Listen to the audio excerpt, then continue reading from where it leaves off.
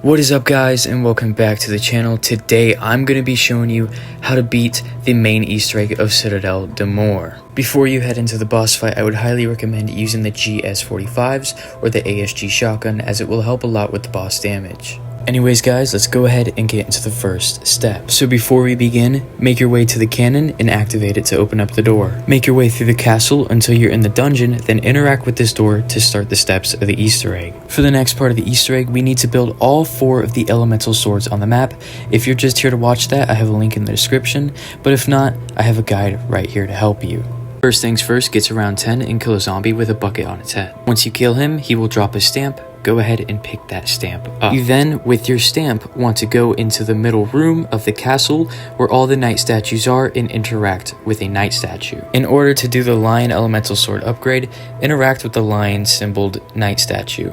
Once you have picked the base sword up, it is going to spawn parasites that are glowing. You need to kill a parasite until your weapon glows. With your shining sword, go to the upper village and find this door. Then hit it with the lighted sword. Once you do that, rinse and repeat with killing the parasites until you unlock all symbols on the door. Once you have unlocked all symbols on the door, interact with it and it will teleport you into a room. You then need to place your sword in this middle podium. Once you do this, you will notice symbols going into the wall.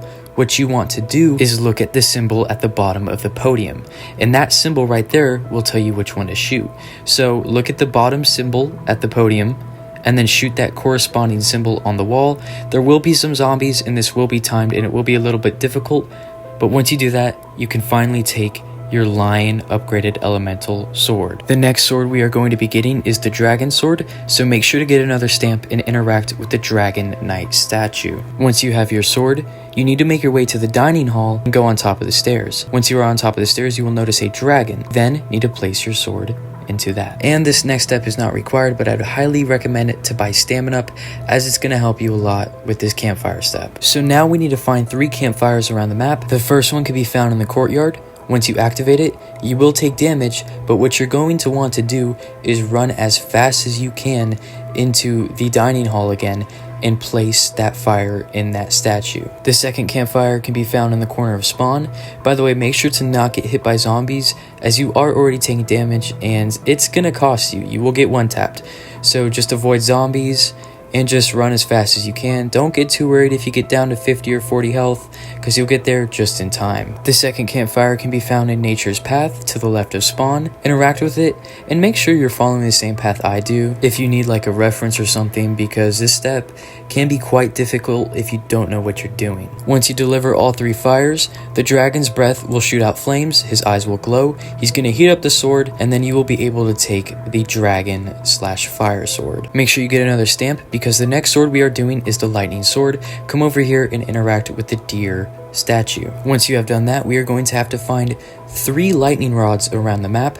The first one could be found right next to Deadshot Daiquiri. Go ahead and pick it up. For the next rod, we are going to need dead wire, so go to the arsenal and buy dead wire. With your dead wire weapon, go over to the upper village, shoot this electrical panel, and you will get the second lightning rod. The third and final lightning rod is only obtained from killing an armored zombie. It might take a few tries, but once you get it, make sure you pick that lightning rod up. And for the final step, you need to find this pot and insert all of the lightning rods into it. Once you do that, a storm effect area will appear around your character. What you need to do is survive. Every now and then, you will get a lightning strike on your sword. When that happens, you want to hit the pot with your sword, but don't take too long, because then your sword will start damaging you. This will have to be done 3 times. Once you have interacted with the pot all 3 times, interact with it one last time to put your sword in it, and after a few seconds of charging, you will finally be able to pick up your upgraded lightning sword. And for our final sword, the void sword, interact with this statue that has the raven on it. Then pick up the sword. Once you have picked up the sword, you need to go into the alchemical lab and then find some sort of bone trophy. There are only 1 a match and they can spawn in multiple locations, so just look around. For this next step, I need you to listen very closely, because it is quite confusing. You need to go into the spawn room and then go into the basement of spawn until you see this code. Once you have interacted with it and place your sword in there, you will be able to access the code. So basically, the bone that we picked up is going to tell us what we need to put for the code. It's going to be matching astrology signs. But in the top left corner, I have a little cheat sheet that is going to explain how to use the bone trophy that you picked up in order to translate the code into the correct one. For example, my trophy was a scorpion, so I needed to have that arrow pointing down with the M astrology sign. But just look at your trophy and then look at the cheat sheet and it will tell you what to do. I don't really know how to do it yet, but this is the best way we're going to be able to figure out. But once you figure out the code, put that code in. Once you've put the code in, a hole in the floor will appear and then orbs will start appearing. What you need to do is guide those orbs into that hole. After you fill up that hole, it will disappear and then an orb will come out of it, and that's basically telling you where to go next, so just follow that orb. By the way, the orbs will explode if they touch you. All you need to do is just get kind of close to them and guide them and they will make their way over there. But once you have filled up the second hole, go upstairs and then you could find the third and final hole.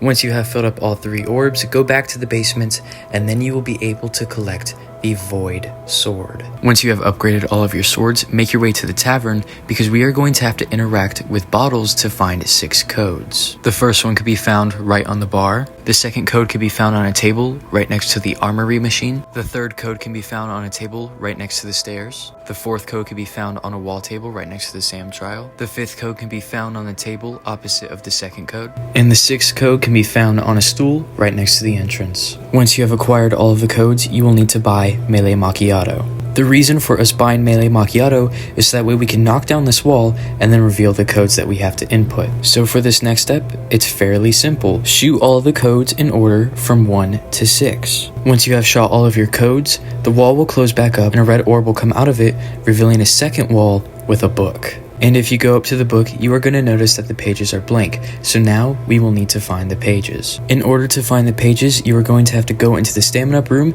and then look for pages with red eyes on them. They can only spawn one at a time and they are littered in multiple spawn locations, so just look around the room and you will eventually find them. You will need to find 4 pages. Once you have found all 4 pages, go back to the book and interact with it.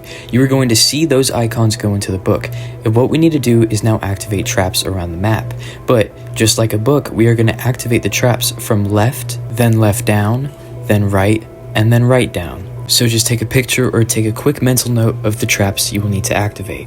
Once you find a trap that has the corresponding pattern on it, activate it and then kill zombies in that trap. Once you're done with the trap, make your way back to the book area. And if you notice that one of the icons is gone, it means that you have done the step right. So basically all you have to do is just continue to do the rest of the traps in order. Every time you do a trap, check back to see if the icon disappeared. If not, just keep going around the map and trying again. Once you have completed all 4 traps, make your way back to the book and you know you will have completed this step if all of the icons are gone. For the next step, we have to start working for all of the incantations for the swords. The first one we will be doing is the light sword. The first thing you want to do is grab the light sword. We are going to need to match up the crystals in the dining hall area. What you need to do is shoot the back mirror of the crystals until they reflect to another crystal. This step is pretty straightforward and easy. Just shoot the back mirrors until they all line up, and eventually the mirror will be reflected into a statue that will reveal a paladin's amulet.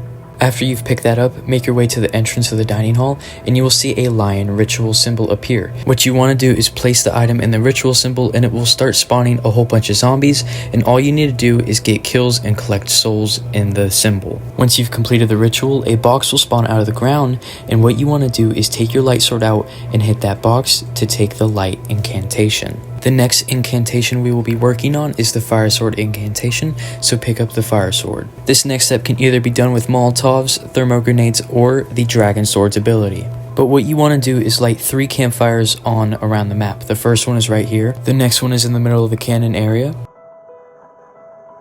and the last one is just left of the middle area. When you activate that, it is going to spawn a doppelganger. What you need to do is kill the doppelganger so that way you can pick up the amulet that it drops. Once you have the summoning key, go to the right side of the entrance into the castle, place the amulet, and then another ritual will spawn, where you will then need to kill zombies to collect souls. Once the ritual is over, the box will come out, then you need to hit that box with your sword and then take the incantation. The next incantation we will be working on is the Void incantation, so go and pick up the Void sword. Next, we need to make our way towards Pack-a-Punch because we're going to be taking a ride in a sewer in order to shoot a raven.